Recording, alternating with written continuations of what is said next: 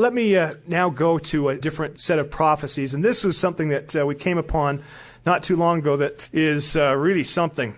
This was given by a woman named Ursula Sonthel. Some of you may know of her and of her prophecies. She was born in 1488 in Knaresborough, England, and was born actually in a cave on the side of a river, and thunder cracked and the smell of sulfur was smelled at the time of birth, and everybody thought, oh, she's a witch, she's a witch. Well, this woman had the gift to be able to see into the future, and because of that, the time came when she was burned at the stake for heresy and supposed witchcraft. However, the stories, as far as I've been able to research her life, and it turns out they do have a museum there at that cave where she was born and lived, and they take a lot of the school classes in England to go there on visits now because of the fact that clearly most of her prophecies have come to pass and are taking place. They say that she was quite an uncomely-looking woman, had a very large nose that was warded, and so it even gave more to the fact of being a witch in that time. She didn't think she'd ever be able to marry, but eventually did marry a man named Toby Shipton, and therefore she was called Mother Shipton. She never was able to have a child. Her husband died, so she spent most of her life actually going out and serving and helping other people and taking care of other people's children. Well, with her gift of being able to see in the future, she wrote these down in poetic verse, and they are really something. Listen to this. A carriage without horse will go. Disaster fills the world with woe. In London, Primrose Hill shall be. In the center hold Bishop's Sea. Around the world, men's thoughts will fly, quick as the twinkling of an eye. Could be the internet. And water shall great wonders do. How strange, and yet it shall come true. Through towering hills proud men shall ride. No horse or ass will be by their side.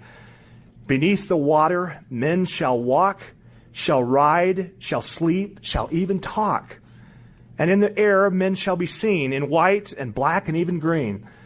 Can you imagine what she must have thought when she was watching these people walking under the water and sleeping and talking, etc.? A great man then shall come and go, for prophecy declares it so. In water, iron shall then float as easy as a wooden boat. Gold shall be seen in stream and in stone in land that is yet unknown. Now, this was the early 1500s, so at that time America was barely discovered. A house of glass shall come to pass in England, but alas, alas, a war will follow with the work where dwells the pagan and the Turk. These states will lock in fiercest strife and seek to take each other's life. When north shall thus divide the south, an eagle shall build in the lion's mouth. You think about the United States being the eagle and Great Britain being the lion. Then tax and blood and cruel war shall come to every humble door.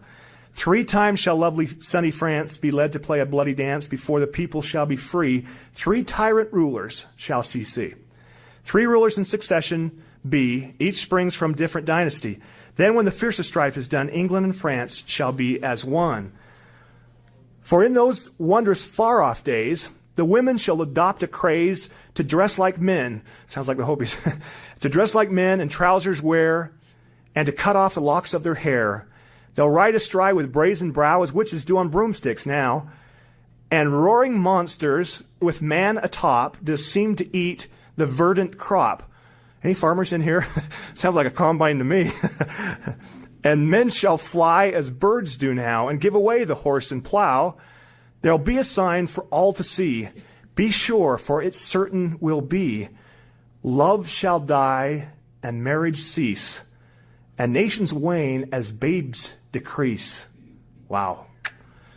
And wives shall fondle cats and dogs, and men shall much the same live as hogs.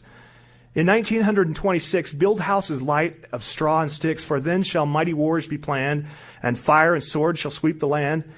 When pictures seem alive with movements free, must have been the TV. When boats like fishes swim beneath the sea. When men like birds shall soar the sky, then half the world, deep drenched in blood, shall die. For those who live the century through, which would be our time, in fear and trembling, this shall do. Flee to the mountains and the dens, to bogs and forests and wild fens. For storms will rage and oceans roar, when Gabriel stands on sea and shore, and as he blows his wondrous horn, old worlds die and new be born. A fiery dragon will cross the sky. 6 times before this earth shall die. Mankind will tremble and frightened be for the 6 heralds in this prophecy. For 7 days and 7 nights, man will watch this awesome sight. The tides will rise beyond their ken to bite away the shores, and then the mountains will begin to roar. An earthquake split the plain to shore, and flooding waters rushing in will flood the lands with such a din that mankind cowers and muddy fen and snarls about his fellow men. He bares his teeth and fights and kills and secretes food in secret hills. And ugly in his fear he lies to kill marauders, thieves, and spies. Man flees in terror from the floods and kills and rapes and lies in blood, and spilling blood by mankind's hand will stain the bitter many lands. And when the dragon's tail is gone, man forgets and smiles and carries on to ply himself, but too late, for mankind has earned his deserved fate. His masked smile, his false grandeur will serve the gods their anger stir, and they will send the dragon back to light the sky. His tail will crack upon the earth and rend the earth, and man shall flee, king, lord, and serf. But slowly they are routed out to seek diminishing water spout, and men will die of thirst before the ocean rides to mount the shore. And lands will crack and rend anew. You think it strange, it will come true.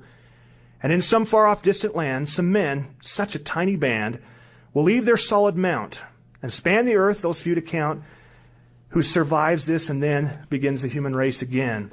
But not on land already there, but on ocean's bed, stark, dry, and bare. Not every soul on earth will die as the dragon's tail goes sweeping by. Not every land on earth will sink, but these will wallow in stench and stink of rotting bodies of beast and man, of vegetation crisped on the land. But the land that rises from the sea will be dry and clean and soft and free of mankind's dirt, and therefore the source of man's new dynasty. And those that live will ever fear the dragon's tail for many years, but time erases memory. You think it's strange, but it will be. Now, this is an interesting part, I think, in correlation with the time of peace. And before the race is built anew, a silver serpent comes to view and spews out men of like unknown to mingle with the earth, now grown cold from its heat, and then these men can enlighten the minds of future man, to intermingle and show them how to live and love, and thus endow the children with the second sight, a natural thing, so that they might grow graceful, humble, and when they do, the golden age will start anew. The dragon's tail is but a sign for mankind's fall and man's decline. And before this prophecy is done, I shall be burned at the stake at one, my body singed, my soul set free. You think I utter blasphemy. You're wrong. These things have come to me. This prophecy will come to be.